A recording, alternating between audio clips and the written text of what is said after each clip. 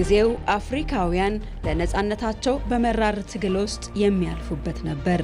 ለነጻነታቸው እንዲታገሉ ፈርቀዳጇ ሀገር ኢትዮጵያ ደግሞ ሌላ አብዮት ውስጥም ነበረች። ይህ አብዮት በነጻነት ምድር ላይ በነጻነት ሰማይ ላይ የተመሰረተው ከሰማይ የሚበረው ብሎም የአፍሪካ የአቪዬሽን ኢንዱስትሪ አብዮት አቀጣጣይ የሆነው የኢትዮጵያ አየር ኃይል ምስረታውን ያደረገበት ወቅት ነው። 1928 ዓመተ ምህረት በተለይ በአቪዬሽን ከማንም ቀደምት ነው የታጠቅነው። አንዳንዱ ኤዥያ ሀገር አውሮፕላን ምን እንደሚመስል በማያውቁበት አፍሪካ ይቅርና ይህ እድሜ ጠገቡ የአርሚ አቪዬሽን የሆነው የኢትዮጵያ አየር ኃይል 90 ዓመታትን ክረምት ሳይል በጋ ከሰማዩ ላይ የኢትዮጵያ ዘብ ሆኖ አሳልፏል። የመጀመሪያ ተልዕኮአችን የሀገራችንን አየር ክልል ከየትኛውም ጥቃት በየትኛውም ጊዜ መጠበቅ።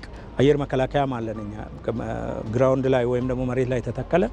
እሱን ተጠቅመን 24 ሰዓት 7ቱ ቀን 360 ቀን አየር ክልሉ እንዴት ስንት ትራፊክ ገባ ስንት ወጣ የሚል እንከታተላለን። ኢትዮጵያ ጀግኖቿ ብዙ ናቸው። ታሪካቸው ጥላትን አሸንፎ ለሉዓላዊነታቸው የተዋደቁ መሆናቸውን ይናገራል። የኢትዮጵያ አየር ኃይል ታሪክ ደግሞ የጀግንነትና የልዕልና ነው። 9 ዓመታት የኢትዮጵያ አየር ኃይል በብዙ ከፍታ በብዙ ዝቅታ ውስጥ አልፏል። በብዙ ከፍታ ባለፈበት ዓመታት ጊዜዎች ውስጥ ለሀገር ኩራት፣ ለሀገር መከታ ኢትዮጵያን ለደፈሩ ሰዎች ሁነኛ መድኃኒት ሆኖ ከምስራቅ፣ ከሰሜን፣ ከደቡብ ኢትዮጵያን ለማጥቃት የሞከሩ ኃይላት ማሳፈር የቻለ ታላቅ ተቋም ነው። አያሌ ዓመታት በክብር የተሻገረው የኢትዮጵያ አየር ኃይል ዛሬን በብቃት ነገን ደግሞ በስኬት ለመቆም ዛሬም በከፍታ ይበራል። ወደፊት በመብረር ነገን ለመገንባት በሚያደርገው ጥረት ውስጥ ከፍ ብሎም ይታያል። በ2022 ማንም ብድግ ብሎ ማይደፍራት አገር ኤርፎርስ ነገ ልጆቻችን በተስተካከለ ሰላሟ በተረጋገጠ ሀገር ላይ የሚኖሩበት ኤርፎርስ መገንባት ነው። ለኢትዮጵያ ለምትባል ሀገር ጥቅም ለኢትዮጵያ የሚባል ክብር የምንሄድ መሆናችን ደግሞ በቲዮሪም በተግባርም እናሳያለን። የኢትዮጵያ አየር ኃይል በታሪኩ ያሳለፋቸው የከፍታና የዝቅታ አጋጣሚዎች ከሀገሪቱ ሉዓላዊነትና ብሔራዊ ክብር ጋር በጥብቅ የተሳሰሩ ናቸው። አየር ኃይሉ በእነዚህ 90 ዓመታት ውስጥ ለኢትዮጵያ ሉዓላዊነት መከበር ዘብ ሆኗል። የኢትዮጵያ አየር ኃይል ባለፉት ጥቂት ዓመታት ያከናወናቸው የሪፎርም ስራዎችም ተቋሙን በቴክኖሎጂ በትጥቅና በሰው ኃይል ብቃቱን አሳድጓል። ዛሬ አየር ኃይሉ ታዲያ ከመከላከያ ባለፈ የቴክኖሎጂና የስልጠና ማዕከል ሆኗል። ስለዚህ 2010 ሪፎርም ስንጀምር አሁን አየር ኃይሉ የደረሰበት ነገር ውጤቱ የሚጀምረው እዛ ጋር ነው። ችግራችንን በደንብ ነው ያየነው፣ ወደ ራሳችን ያየነው። መነሻ የመፈተሹ መነሻ ምንድነው? ሪፎርሙ ምን እንዲመስል፣ ምን አይነት ቅርጽ ያዝ፣ እንዴት ይመራ የሚለውን ነገር አድሬስ ለማድረግ ሄደንበታል። በተለይ ቴክኖሎጂ ላይ የተሰራው ስራ፣ ሰው ሀብቱ ላይ የተሰራው ስራ፣ የውጊያ መሰረተ ልማቱ ላይ የተሰራው ድሮንን ያስተዋወቅ ነው። ከዛ በኋላ ነው ከድሮን በተጨማሪ ሌሎች የኤሌክትሮኒክ ዋርፌር መሳሪያዎችን ታጥቀናል። መታጠቅ ብቻ አይደለም፣ ቴክኖሎጂውን የማልማት ያን ቴክኖሎጂ የመጠቀም ሀገር የሚጠበቅበትን ነገር የማድረግ በልኩ የመገኘት ቀጠናው ላይ ያለ ምንም ጥያቄ የኛን አየር ኃይል የሚያክል በሰው ሀብት ልማቱ በማድረግ አቅሙ በቴክኖሎጂው የሚገዳደረው የለም። ከጥገኝነት ለመላቀቅ በሚያደርገው ጥረት ውስጥም በራሱ አቅም መጠገንና ማሰልጠን የሚችልበት ቁመና ላይ ደርሷል። በጣም በእውቀት ላይ የተገነባ እርሾ ያለው አየር ኃይል ነው። እምቅ አቅም ያለው በጣም ኢንዶጂነስ ኖሌጅ ያለበት ተቋም ነው። አውሮፕላን ለመጠገን የማይታመኑ ጥገናዎች ናቸው እዚህ ቤት የሚሰሩት። በጣም ኮምፕሊኬትድ የሆኑ ነገሮች ናቸው የሚሰሩት። እነዛን ሁላ ሰብሰብ ከደረገ ፕሮፌሽናል የሆነ የሰው ኃይል ገንብተናል። ከኛም አልፈን የሌሎች የአፍሪካ ሀገር አየር ኃይሎችን እኛ አሁን እዚህ ቁጭ ብለን እያሰለጠንን ነው፣ እያስተማርን ነው። የሌሎች ሀገሮችን ንብረት አምጥተን እየጠገንን ነው። ስለዚህ ከራሳችን አልፈን ለሌሎች የሚተርፍ አቅም እያሳየን ነው። የኢትዮጵያ አየር ኃይል የሀገር ውስጥ ዘብ ብቻ አይደለም፣ የአፍሪካ ኩራት፣ የዓለም አቀፍ ሰላም ተሟጋችም እንጂ። በኮንጎና በተለያዩ የሰላም ማስከበር ተልዕኮዎች ውስጥ የተሳተፈው አየር ኃይሉ የኢትዮጵያን ዝና በዓለም አደባባይ ከፍ አድርጓል። በአፍሪካ ውስጥ በተለይም የኮሎኒ ዘመን እየተንኮታኮተ ሲመጣ የታንዛኒያን ኤርስፔስ ከፖርቹጊዝ የተከላከለ አየር ኃይል ነው። በብዙ የአፍሪካ ሀገራት ሰላም አስከባሪ ሆነን ስንሰማራ በሰላም አስከባሪነት ከስፔሻል ፎርስ ከእግረኛው ጦር በተጨማሪ አየር ኃይላችን ለአፍሪካ የማይናቅ አስተዋጽኦ ያደረገ ስመጥር ታላቅ ተቋም ነው። የ90 ዓመታት ጽናት፣ የዘመናዊነት ጥበብና የሉዓላዊነት ዋስትና የኢትዮጵያ አየር ኃይል ለሀገር ክብር፣ ለሰማይ ጥበቃ በሰማዩ ላይ ከፍ ብሎ ይበራል። ወደ ተጨማሪ ጥንቅር እናልፋለን። ጠንካራ ተቋማት ማህበረሰብንና ድርጅቶችን በማቃናትና ቀልጣፋ አገልግሎት ከመስጠት ባሻገር የማይተካ ሚና እንዳላቸውም ይታመናል። የተቋማት ተጠናክሮ መውጣት ከአመራርና ከስርዓት ባለፈ ለሀገረ መንግስት ግንባታ ያላቸው አስተዋጽኦ ጎልቶ እንዲወጣም ይረዳል። በኢትዮጵያ ከዓመታት በለውጥ የተሰሩ ጠንካራ ተቋማት ግንባታ ስራዎችም ውጤታቸው በግልጽ እየታየ መጥቷል። እድሉ ፈቀደ ይህን በተመለከተ ያዘጋጀው ጥንቅር አለ፣ አብረን እንከታተል። ኢትዮጵያ ለዘመናት ከስርዓት ወደ ስርዓት ስትሸጋገር የገጠሟት ህመሞች ይታከሙ የነበሩት በማስታገሻዎች እንጂ ዘላቂ ፈውስ በሚያመጡ መድኃኒቶች አልነበረም። መድኃኒቶቹ ጠንካራ ተቋማት መሆን ሲገባቸውና በህግ ማዕቀፍ መመራት ሲኖርባቸው በግለሰቦችና ቡድኖች ፈቃደኝነት መገንባታቸውና መፍረሳቸው በሀገር ላይ ከፍተኛ ኪሳራ ደርሷል። ከለውጡ ዓመታት ወዲህ የኢትዮጵያ ዴሞክራቲክ ተቋማት ማለትም መከላከያና መሰል የደህንነት ተቋማት፣ ምርጫ ቦርድ፣ ጸረ ሙስና ኮሚሽን፣ ሰብአዊ መብት ኮሚሽን፣ ዋና ኦዲተር መስሪያ ቤትና ሌሎችም መሰል የተቋም ሪፎርም በማድረግ መደራጀታቸው በጣም አስፈላጊ ሆኖ ተገኝተዋል። እንደ ሀገር ጠንካራ ተቋም አለመገንባት የውድቀቱ ዋጋ ጥልቅ ሲሆን በሚሊዮን የሚቆጠሩ ሰዎችን ለድህነት ለጥቃትና ለግጭት ከመዳረግ ባለፈ ቀጣይነት ያለው እድገት ለማስመዝገብ የሚደረገውን ጥረት ይገዳድረዋል። ለዚህም ነው ኢትዮጵያ ጠንካራና ስርዓት ተሻጋሪ ተቋማትን ሳትገነባ መቆየቷ ተጽዕኖ እንዳሳደረባት ብዙዎች የሚስማሙበት። የፍትህ ስርዓት አለመገንባት ታማኝ የሆነ በህዝቦች ዘንዳ ሊታመን የሚችል የፍትህ ስርዓት መገንባት አልቻልንም። የፍትህ ስርዓቱ የወገነ የነበረበት ሁኔታ ነበርና ከዛ ባለፈ ሰላምና መረጋጋትን፣ መልካም አስተዳደርን፣ ሙስናን ከመዋጋት አንጻር በህዝቦች መካከል አመኔታ መፍጠርን ያልተቻለበት ሁኔታ ነበረ።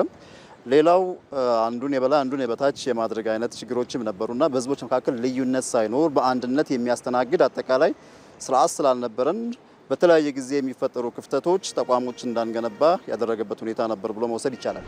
የመንግስት ተቋማት ማህበረሰብንና ድርጅቶችን በማቃናትና ቀልጣፋ አገልግሎት ከመስጠት አኳያ የማይተካ ሚና አላቸው። የተቋማት ደንቦች ደግሞ ኢኮኖሚውንና ፖለቲካውን በማቃናትና በማሳለጥ አገልግሎት እንዴት ተደራሽ እንደሚሆኑ እንዲሁም በጀት እንዴት አገልግሎት ላይ እንደሚውልና የፍትህ ስርዓቱን እንዲተገበርም እንደዚሁም ይወስናሉ። ነገር ግን እነዚህ ደንቦች ብቻቸውን ውጤታማ መሆን አይችሉም። ደንቦች ውጤታማና ታማኝ ተቋማት ካልተደገፉ በስተቀር የሀብት ብክነት ከማስከተል ያለፈ ጠቀሜታ የላቸውም። የሚሰጠው አገልግሎትም በአግባቡ የማይዳረስ ሲሆን ሰዎችም ተገቢውን ጥበቃ አያገኙም። ተግባራዊ ጥናቶችም የሚያሳዩት ይህንኑን ነው።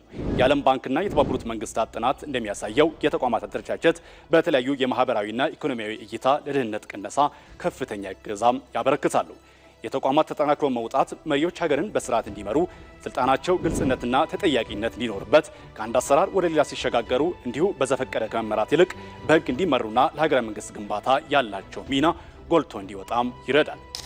ጠንካራ ተቋም፣ ጠንካራ ስርዓት በአንድ ሀገር ላይ ሲኖር የፍትህ ስርዓቱ የጎለበተበት፣ መልካም አስተዳደር የሰፈነበት፣ በህዝቦች መካከል መተማመን የሰፈነበት፣ ከምንም በላይ ደግሞ የሙስና ስርዓት እንዳይኖር ገደብ የሚቀመጥበት፣ በህዝቦች መካከል መተማመን የሚኖርበትን አግባብ ይፈጥራል።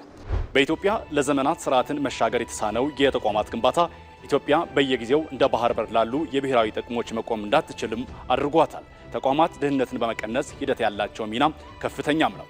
የፍትህ ስርዓትን በማሻሻል የኢኮኖሚ እድገቱን ያሳልጣሉ። የዴሞክራሲ ተቋማት ግንባታ ደግሞ ሙስና፣ ብልሹ አስተዳደርና የፍትህ እጦት ለሚባል በሽታዎች ዋና መፍትሄም ናቸው። ተቋም ሲባል ግን እምነት የሚጣልበትና ቅንነት ያለው ሲሆን ብቻ ነው።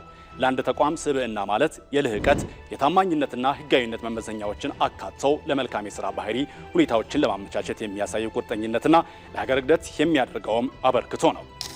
ተቋማት የአንድ ሀገር ህልውና ናቸው። እነዛ ተቋማት በትክክል መሬት ላይ ሲወርዱ ነው የሚገባቸውን ስራ ለታቀደላቸው እቅድ ሲውሉ ነው ሀገር ማደግ የምትችለው። ተቋማትን በሁለት ልንወስዳቸው እንችላለን። ፐብሊክ ሴክተር እና ፕራይቬት ሴክተር ብለን እንወስዳቸዋለን። ፐብሊክ ሴክተር የራሱ ስራ አለው። ፕራይቬት ወይም የግል ድርጅቶች የራሳቸው ስራ አላቸው። እነዚህ ድርጅቶች የተሰማሩባቸውን መስኮች አድምተው መስራት የሀገርን ህልውና ማረጋገጥ ነው። የተቋማት ግንባታ ጉዳይ የሀገር ምሰሶ ነውና ለጠንካራ ተቋማት ግንባታ መሰረታዊ የተባሉ እርምጃዎችን መውሰድ ግድ ይላል። በቅድሚያ ካለፉት ተሞክሮች ትምህርት በመውሰድ ስራውን ለማከናወን አዲስ አስተሳሰብ ማዳበርም ይገባል።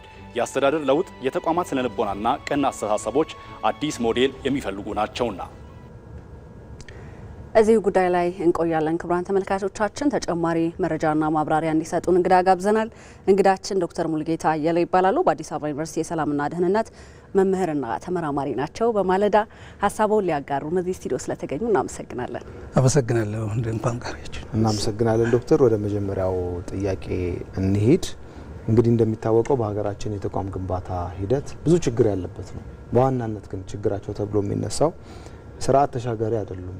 መንግስት ሲቀየር ስርዓት ሲቀየር አብረው የሚቀያየሩና ውላቸው የጠፋ የሚባል አይነት ናቸውና በዚህ ውስጥ ብዙ ጉዳት እንደደረሰብን እንግዲህ የታሪክ ተመራማሪዎችም አጥኚዎችም ይገልጻሉ። እንደ ሀገር ምንድነው የደረሰብን ኪሳራ? ተቋማት ትውልድ የሚሻገሩ ስርዓት የሚሻገሩ አድርገን ባለመገንባታችን ምንድነው የደረሰብን ኪሳራ እንደ ሀገር? አመሰግናለሁ ሜሮንም ሁለታችንም። እንግዲህ ከዛ በፊት ለኢትዮጵያ አየር ኃይል ምስረታ 9ኛው ዓመት ሁላችንም የመከላከያ ሰራዊት አባላት ሌሎችንም አንዳንድ በኮርስም የተገናኙን ተማሪዎች የምዛ አካባቢ ስለሚኖሩ ሁላችንም እንኳን አደረሳችሁ ማለት ፈልጋለሁ። ከዛ ቀጥሎ እንግዲህ ኢትዮጵያ እንደ ሀገር ሁሉንም የመንግስት ስርዓቶች ሞክራለች። በዓለም ላይ ያሉት የተወሰኑ የመንግስት ስርዓቶች አይነቶች አሉ። የመጀመሪያው የንጉሳዊ የመንግስት ስርዓትን ሞክራለች። ሁለተኛው ወታደራዊ የመንግስት አገዛዝ ስርዓትን ሞክራለች። ሶስተኛው አሁን እየሞከረችም ተግባራዊ እየተደረገም ያለው የዲሞክራሲያዊ የመንግስት ስርዓት ነው። በእነዚህ ሁሉ ተቋማት የመገንባት ሙከራዎች ነበሩ፣ ሂደቶች። ግን ተቋማቶቹን እንዴት ነው የገነባ ናቸው? በእነዚህ የመንግስት ስርዓቶች ውስጥ ተቋማት ከገነባን የራሳቸው የሆነ ጠንካራም ደካማም ጎን ይኖራቸዋል። ግን የሚነሳው ጥያቄ ምን አይነት ተቋም ገነባን? የትኞቹ አገር ተሻጋሪ አገርን ሊያሻግሩ የሚችሉ ዘመን ተሻጋሪ አብሮን የሚቆዩ ተቋማቶችን ገነባን የሚለው ግን በብዙ ይነሳል። በነገስታቶቹም በንጉሱም በአልጋ ወራሹም ዘመን ተቋማት የመገንባት ሙከራዎች ላይ እንደ ስልጣኔም ስለሚታይ በብዛት የመቅዳት ነው የነበረው ከሌላው ዓለም ላይ። ምክንያቱም ዓለም በዛን ጊዜ የሚያድግበት ሂደት ነበረው። እዛ መካከል መቅዳት አለ። በአብዛኛው በንጉሱ ጊዜ የነበረው ከአሜሪካን፣ ከእንግሊዝም፣ ከምዕራቡ ዓለም ከአውሮፓ ተቋማቶችን የመቅዳት በተመሳሳይ መልኩ አወቃቀሩንም ስርዓቱንም ያንን ማድረግ ነው። አንዳንዴ ከጃፓንም በነገራችን ላይ የመቅዳት ሂደት ነበረ። የመጀመሪያው ህገ መንግስታችን ማጂ ከሚባል ከጃፓን ሀገር ህገ መንግስት የተቀዳ ነው።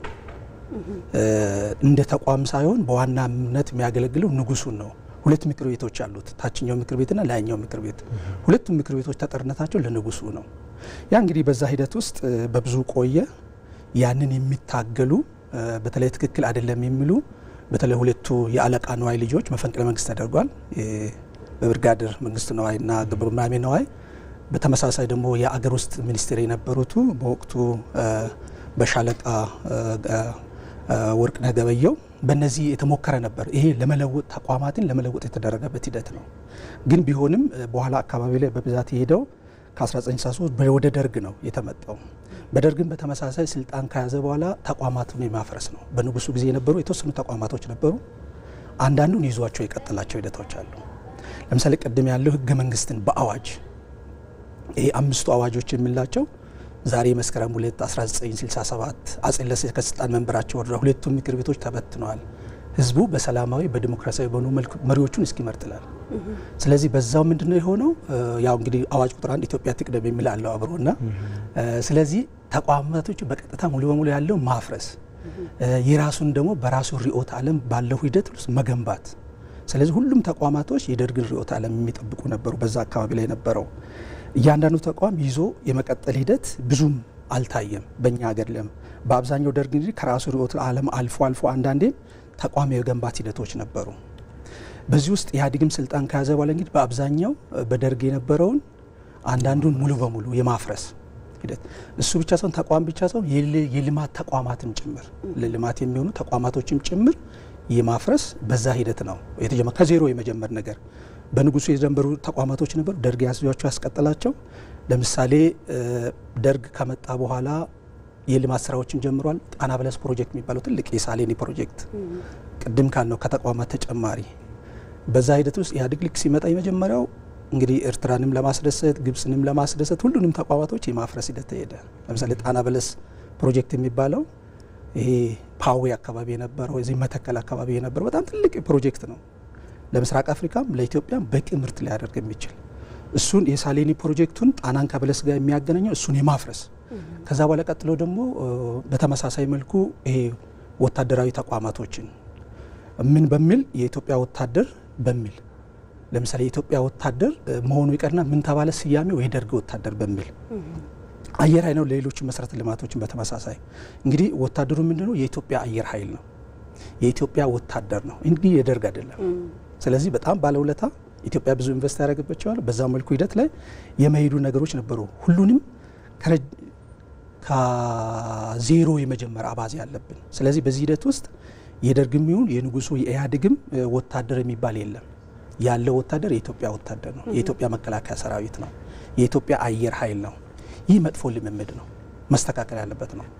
አሁንም ቢሆን አንዳንዴ የምናያቸው አልፎ አልፎ በንግግርም በሚኒስትሪሙ መስተካከል ያለበት አሁን ያለው ወታደር የኢትዮጵያ መከላከያ ኃይል ነው፣ የኢትዮጵያ ኢንሳ ነው፣ የኢትዮጵያ ፌዴራል ፖሊስ ነው ያለው፣ የኢትዮጵያ የምርመራ ተቋማቶች ነው፣ የኢትዮጵያ ባንክ ነው ያለው እንጂ አሁን አንዳንዴ በሚኒስትሪሙ የምናየው የብልጽግና ሰራዊት አንዳንዴ ደግሞ በጠቅላይ ሚኒስትርም ሲሰየም እንሰማለን። እሱ መጥፎ ልምድ ነው። ስለዚህ እንደ ሀገር ምን አይነት ዋጋ አስከፍሎናል እነዚህን ተቋማቶች ይዘን ባለመሄዳችን። የመጀመሪያው ያመጣብን የፖሊሲ መዛባት ነው። ፖሊሲዎች በረጅም የሀገር መንግስት ውስጥ ከዚህ እዚህ ይደርሳሉ ይላል መንግስታቶች። ለምሳሌ ቢኖሩን ኖሮ ተቋማቶች ኢኮኖሚውን ወደዚህ የሚያሸጋግር ኢንዱስትሪውን ወደዚህ የሚያደርግ ለምሳሌ ፖሊሲ እንደ አዲስ ነው የሚጀመረው። ስለዚህ እዛ ውስጥ መካከል ላይ የትኩረት እጥረት አመጥቶብናል። የፖሊሲ መዛባት ይመጣል፣ ከዛ የትኩረት እጥረት። ምክንያቱም መንግስታቶች ትኩረት አድርገው የሚሄድባቸው መንገዶች አሉ። በዚህ አመት እዚህ እንደርሳለን። ሁለተኛው የበቃ የሰው ኃይል እንድናጣ አድርጎናል። በተለይ በብዛት ይሄ ብሬን ድሬን የምንለው ምክንያቱም ብዙ አንጡራ ሀብት አድርጋ ኢትዮጵያ ያሰለጠነቻቸው የመከላከያ ኃይሎቻችን የአየር ኃይሉ የባህር ኃይሉ በዛ መልኩ አጥተናል። ድጋሜ ተመሳሳይ መልኩ ምክንያቱም ኢትዮጵያ ነው ኢንቨስት ያደረገችው። ስርዓታት ሲለወጡ ያንን ይዞ መቀጠል ይቻላል።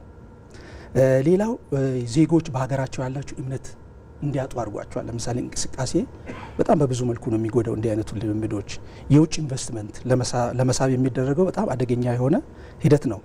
የገንዘብ አስተዳደራችን ውድቀት ያመጣል። ለምሳሌ አሁን ኢትዮጵያ ውስጥ ያለው የገንዘብ ህትመት የታተመው ስርጭቱ ምኑ በተቋም ሲደገፍ የት እንደሄደ በደንብ ይታወቃል። በየአካባቢው ያለው የአስተዳደር ቁጥጥር በጣም አነስተኛ እንዲሆን ዝቅተኛ አፈጻጸም እንዲኖረን ይሄ ብልሹ አሰራር የመልካም አስተዳደር ተፈጻሚነት እንዳይኖረው አድርጎናል። እንዳንዳንዴ ምን አድርገናል? 12ቱ የስነ ምግባር መሪዎች ብለን እኮ ለጥፈናል በየቢሮአችን። ምክንያቱም ተቋማት ቢኖሩን ስነ ምግባር መሪን እያስተማሩ ሲቪል ሰርቪሱን እያረቁ ዜጎች ከተቀጠሩ በኋላ ምን ማድረግ እንዳለባቸው የሚያሳይ ተቋማት ቢኖሩን። ለምሳሌ የመጀመሪያው 12ቱ የስነ ምግባር መሪዎች ውስጥ ቅንነት ይላል። ሰው ሁሉ ቅን ሲሆን 11 ይሆናል።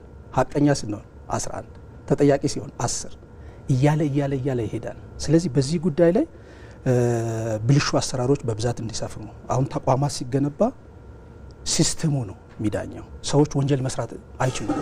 ለምሳሌ አሁን ፋይዳ ማለት ሌሎች ሀገሮች ሶሻል ሴኩሪቲ የምንለው ሁሉም ነገር እዛ ውስጥ ይመዘገባል። ጠንካራ ነገር ያደረገውም እዛ ይመዘገባል፣ መጥፎም ካለ እዛ ይመዘገባል። ስለዚህ መጨረሻ ላይ ለስራ ቅጥር ስትጠይቅ ባክግራውንድ ቼክ ነው የሚባለው፣ ለፖሊስ ይላካል።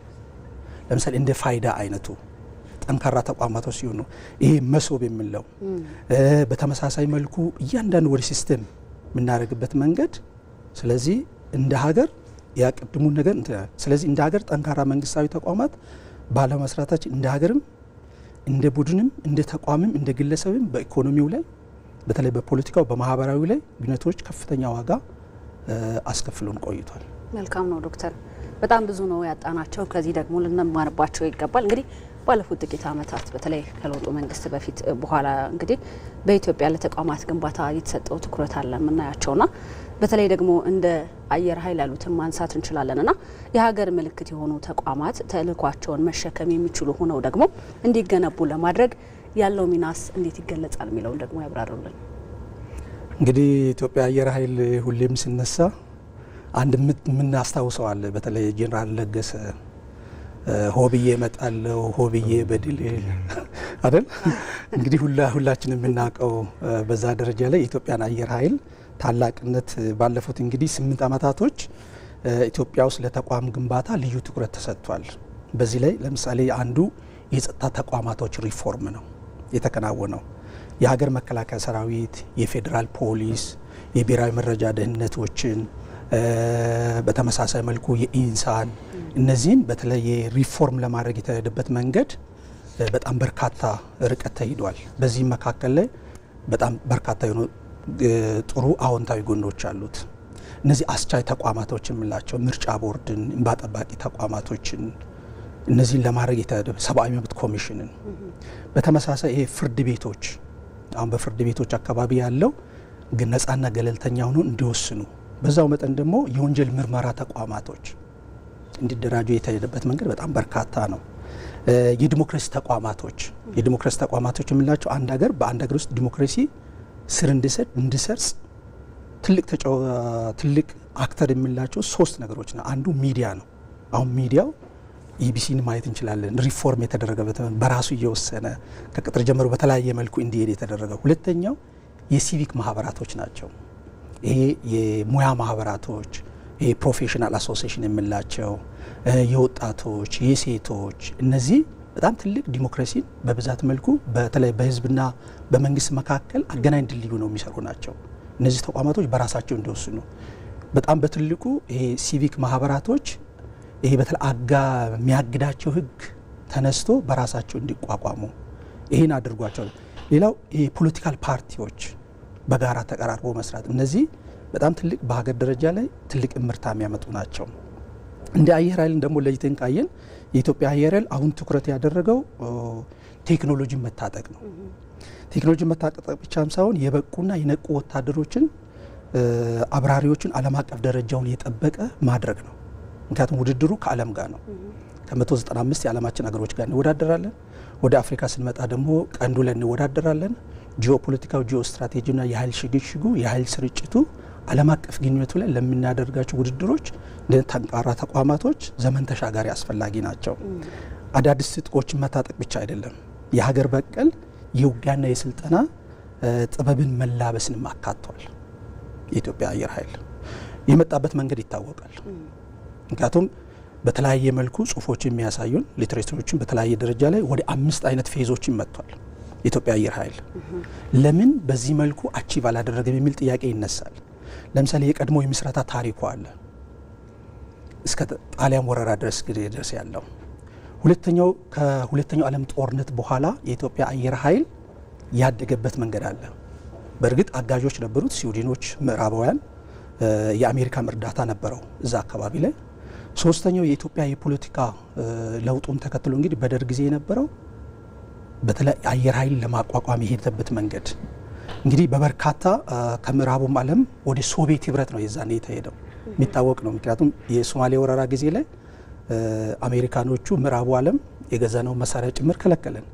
የዛኔ ኢትዮጵያ እንግዲህ በወቅቱ የነበሩት ርዕሰ ብሔሩ ባደረጉት ደርግም ያው እንግዲህ ሶሻሊዝም ሳይወድ በግድም ተቀብሏልና ወደ ሶቪየት አየር ኃይል በርካታ ጀግኖች እንግዲህ አውጥቷል። ቅድም ያልናቸው ጄኔራል ለገሰም፣ ኮሎኔል በዛብህም፣ በተመሳሳይ ኮሎኔል ባጫም ሌሎቹም በተመሳሳይ የሚነሱ ናቸው። እነ ጄኔራል አማሃም እዛ አካባቢ ሎጂስቲክ ከ1983 በኋላ ያለው እስከ ኢትዮ ኤርትራ ጦርነት ድረስ ያለው ደግሞ ሌላኛው ፌዙ ነው። በኢትዮጵያ አየር ታሪክ የኢትዮጵያ አየር ኃይል ውስጥ ሌላኛው ታሪኩ ስለሆነ የማይተካ ሚና ነው የተጫወተው በዛን ጊዜ የአየር በላይነትን የኢትዮጵያን ዳር ድንበር በማስጠበቅ ሂደት ውስጥ። ግን ከዛ በኋላ ግን ከ2010 እስከ አሁን ያለው ቅድም ያለው በአዲስ ሁኔታ የማዋቀር በአዲስ እንደውም አንዳንዴ የኢትዮጵያ አየር ኃይል ዳግም ውልደት ሆኗል።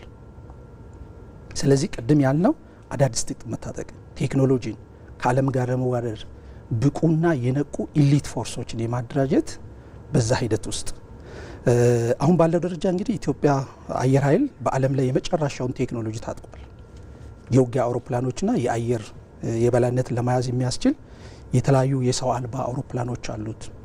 በተመሳሳይ መልኩ ይሄ የተለያዩ የትራንስፖርት ሄሊኮፕተሮች በደንብ ዓለም የታጠቃቸው በፒስ ኤንድ ሴኩሪቲም በብዛት ምን አንዳንድ ሀገራቶች ምን ቢኖራቸው ነው ራሳቸውን ከሌላው ዓለም የሚያወዳድሩት ዲፌንድም የሚያደርጉት የሚለው ነገር የራሱን ትጥቆችና አልባሳቶች ቅድም ያለው የመከላከያ ያመርታል። በተመሳሳይ የመከላከያ ማኒፋክቸሪንግ ኢንዱስትሪው አለ፣ ጋፋት አርማመንት አለ። እነዚህ በጣም ትልልቆቹ ናቸው። በዚሁ ለኢትዮጵያ አየር ኃይል ውስጥ ከተለያዩ የሀገራችን የአየር ክልሎች ተነስተው ጥቃት ሊያደርሱ የሚችሉትን ሁሉንም የመመከት ምክንያቱም የተለያየ መነሻዎች አሉት። ሀረር ሜዳ አለ፣ ከዛ ተነስቶ ተገቢው ምላሽ ሊሰጥ ይችላል። ባህር ዳር አለ ተመሳሳይ፣ ከዛ ተነስቶ እንደዛው ድሬዳዋ አለ፣ ጎዴ አለ። ምናልባት አሁን መቀሌም ፋንክሽናል ሲሆን በዛ መልኩ ላይ የሚሆን ይሆናል። ስለዚህ የኢትዮጵያ አየር ኃይል ያደገበት ሂደት ቴክኖሎጂ የመታጠቅ ኢትዮጵያ የምትፈልጋቸውን እያንዳንዱ አሁን በዘመኑ ማደግ እንፈልጋለን።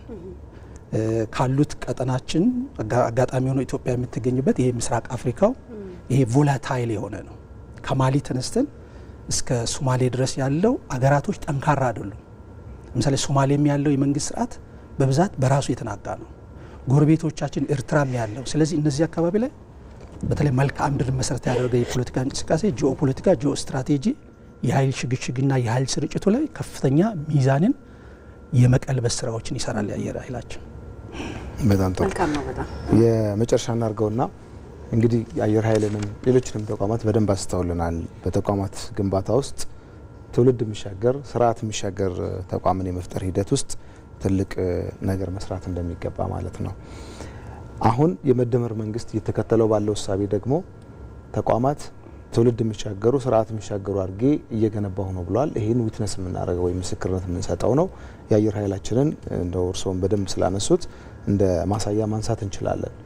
ይህ ሂደት ወደፊት የምናስባትን የምንመኛት ኢትዮጵያ በመፍጠር ውስጥ በትክክልም ደግሞ እነዚህ የሚፈጠሩ ተቋማት ትውልድ ተሻጋሪ ስርዓት ተሻጋሪ መሆናቸውን በማረጋገጥ ሂደት ውስጥ ምን አይነት ሚና ይኖራቸዋል? ምን አይነት ኢትዮጵያን የመፍጠር አቅም ይኖራቸዋል ብለን ማንሳት እንችላለን? እንዴትስ መቀጠል አለበት? እንግዲህ እኛ ኢትዮጵያውያን በረጅም የሀገረ መንግስት ልምምዳችን ታሪካችን ውስጥ ዓለም ላይ ያሉ ሁሉንም አይዲዮሎጂዎች አምተናል። የመጨረሻውን አይዲዮሎጂ ዊዛውት ኢንድ የሚባለውንም ጭምር አምተን ሞክረናል። ሶሻሊዝም ሞክረናል። ካፒታሊዝም እስከ ጥግ ድረስ ሞክረናል። ፖለቲካውን፣ ኢኮኖሚው፣ ማህበራዊን የምንመራበትን ከሌላ ዓለም ብዙ ቀርተናል። ቀርተንም ግን በተመሳሳይ መልኩ በትክክል አልተገበር ነው። ይሄ እንደ ሀገር ብዙ ዋጋ አስከፍሎናል። በተመሳሳይ መልኩ አይዲዮሎጂና ፖለቲካውን መቅዳት ብቻም ሳይሆን ከቀዳን በኋላ በፊደል ተጣልተናል። ፓርቲ ብዙ ነው የመሰረት ነው እኛ ሀገር። ማህበር ብዙ ነው የመሰረት ነው። የአፓን መስርተናል፣ ሜኤሶ መስርተናል፣ ወዝሊግ የሚባላል፣ ኢጫት የሚባላል፣ ሰደድ የሚባላል፣ ኢዲዩ በራሱ ነው። 108 የሚጠጉ የበታች ሹም መኮንኖችም ደርግም መስርተዋል። በቃ ዓለም ላይ ያለውን ሁሉንም ሞክረናል። የሌሎች አገሮች ላይ ካሪክለማችን ትምህርት ስርዓታችንን ጭልጥ አድርገን ወስደን ሞክረናል። አምተን ቀርተን እርዳታም ጠይቀን አይተናል። ስለዚህ አሁን ወደ ሀገር ቤት ስንመለስ ቁጭ ብለን ማየት ያለብን እነዚህ ነገሮች ሁሉ ለምን ጠቀሙን፣ ሪሊ ተጠቀምናቸው ወይ የሚለው ነው። ስለዚህ በመደመር መንግስት አገር በቀል ነው እሳቤው። መጀመሪያ መደመር መንግስት ምንድነው የሚለው በጣም አጨቃጨቀን። ኡቡንቱ ነው አልን፣ ጎግል አደረግን፣ የሌላ አገር ነው አልን፣ ከሌላ ሀገር የተቀዳ ነው አልን። ምን አልን? አገር በቀል ነው መደመር። ከዚህ በፊት ቅድም ያልናቸው ተቋማቶች አሉ፣ እሳቤዎች አሉ። እነሱን ይዞ ይቀጥላል። ጥሩ ነገሮችን ይወስዳል። መደመር መደፍጠጥንም መጨፍለቅንም አይቀበልም። ስለዚህ በዚህ ሂደት ውስጥ ምንድነው የሚሆነው? ለኢትዮጵያ ተቋማት ግንባታ ምን ይሁን? ኢኮኖሚው እንዴት ይመራ? ማህበራዊ ውቅራችን እንዴት ይስተካከል? ዜጎቻችን ምን ይሁን? ይሄ ከልመና በተለይ ከሁሉ በላይ ቅድም ያልነው ተማሪዎችም የታገሉት፣ ፖለቲካ ፓርቲም የሚመሰረተው፣ ማህበራት የሚደራጁት የዚህን ሀገር መሰረታዊ የሆኑ ችግሮች በተለይ ድህነትን፣ እራብ መጥፎ ነው። ብዙ ሀገራቶች የትም ሀገር የትኛውም እውቀት ይኖረው የትኛውም የሙያ ችሎታ ቢኖረው በዓለም ላይ የትም ቢደርስ ኢትዮጵያዊ እስከሆነ አገሩ ለማኝ እስከሆነ እንደ ግል አውትስታንድ የሆነ ሰው ሊኖር ይችላል። ግን እንደ ሀገር ስንወስደው ግን ጎደሎ አለብን። እሱ ጎደሎ በመሰረተ መስተካከል አለበት። በተለይ ኢኮኖሚውን ለመለወጥ የምንሄድበት መንገድ አገር በቀል እውቀትን እርሻችን ለማዘመን አርሶ አደሩን ህይወት አይደል ቅድም ያለው ለመለወጥ መቼ ጫማ አልብሼው መቼ ህይወቱ ተለውጦልኝ መቼ 2-3 በልቶልኝ እናቶቻችን እዛው ጋር ከመጅ ከድንጋይ ከወፍጮ አልፈው እንደው የተሻለ ቴክኖሎጂ ተጠቅመው እዛው አካባቢያቸው ታክመው ይሄ ነው እኮ ትግሉ ኢትዮጵያ ውስጥ የነበረው። ስለዚህ ይሄን የሚያደርገውን ሁሉንም ማድረግ ይሄን በመሰረታዊነት የኢትዮጵያ መሰረታዊ የሆነ ችግሮችን ሊቀርፍልን የሚችል። ሁለተኛው ስንመጣ ፖለቲካችን በመሰረታዊነት መታከም አለበት። ተቀራርቦ መስራት ለሀገር እስከ በጀ ድረስ እስከ ጠቀመ ድረስ የተኛውም ሀሳቦች ተዋጥተው በዛ ሀሳብ ውስጥ መጥፎ ላይ ብዙ መነጋገር በብሔራዊ ጥቅም ላይ የማይደራደር በብሔራዊ ጥቅም የማይደራደር ዜጋ ኢትዮጵያዊ የትም ሀገር ይሁን ለምሳሌ በብሔራዊ ጥቅሙ ላይ ሀገር ውስጥ የሚሆን ከሀገር ውጭ በሚኖርበት ኢትዮጵያን የሚታክል ትልቅ ምክንያቱም እኛ ትልቅ ነን። ታሪካችን የሚያሳየው እሱ ነው። በረጅም የሀገረ መንግስት ታሪካችን ውስጥ ዓለም ላይ በጣም ጥቂት ሀገሮች አሉ መንግስት ልምምድ ያላቸው ሞራል ያላቸው እሴት ያላቸው 348 ዓመት እኮ ፍትሐ ነገሥት ክብረ ነገሥትና ስርዓተ መንግስትን ተጠቅመናል። ይሄ አንዳንድ ሀገራቶች ሳይፈጠሩ ነው ይሄን ያደረግነው። ስለዚህ በጣም ረጅም ዓመት ታሪክ አለን ግን ደሃ ነን። እሱ በመሰረታዊነት መቀረፍ አለበት። በተመሳሳይ የአፍሪካ ሀገሮች ላይ ነፃ እናወጣለን ሄደን ለሌሎቹ ታግለናል አሰልጥነናል። እኛ ጋር ስንመጣ ግን የእርስ በርስ ሹክቻው አለ ጦርነቱ አለ ጭቆናው አለ አንዱ እንደዚህ ይሄ ነገሮች በመደመር መንግስት ውስጥ በመሰረታዊነት ኢትዮጵያ ውስጥ ያለው ችግር ምንድነው? አሁን ማንስማማ የምናደርጋቸው ለምሳሌ ብሔራዊ ውይይቶቻችን ምክክሮቻችን ላይ ናሽናል ዳያሎግ የምናደርግባቸው በልዩነቶቻችን አጀንዳ ወስደን ለምሳሌ አንዳንዱ የፌዴራሊዝም ስርዓቱን ያነሳል ህገ መንግስቱ ትርጉሙ ላይ የተለያየ ነገር ሀሳብ ሊነሳ ይችላል። እሱ ላይ በመሰረታዊነት የምናደርግባቸው ሂደቶች በዚህ ሁሉ ድምር ምንድነው ኢትዮጵያ ጠንካራ የሆነ በራሷ አቅም የሚተወስን በምስራቅ አፍሪካ በአፍሪካ በዓለም ላይ ተወዳዳሪ ጠንካራ የሆነች ሀገር መመስረት ነው። ስለዚህ እዚህ ውስጥ የኔ ድርሻ ምን ነበረ? ምንስ ባደርግ ነው የተሻለ አገር ሊገነባ የሚችለው? ይሄን መነጋገር መወያየት ለዛ መፍትሄ የሚሆን ሀሳብ ማምጣት ከሁላችን ዜጎች ይጠበቃል። መልካም ነው። ዶክተር ሙልጌታ አየለ በአዲስ አበባ ዩኒቨርሲቲ የሰላምና ደህንነት መምህርና ተመራማሪ በማለዳ ተገኝተው ቆንጆ ቆይታን የሰጡን እጅግ በጣም ነው የምናመሰግነው። ቀኖት ደስ የሚል እንዲሆን ተመኝተናል። እኔም አመሰግናለሁ። ደስታዬ ወደር የለውም።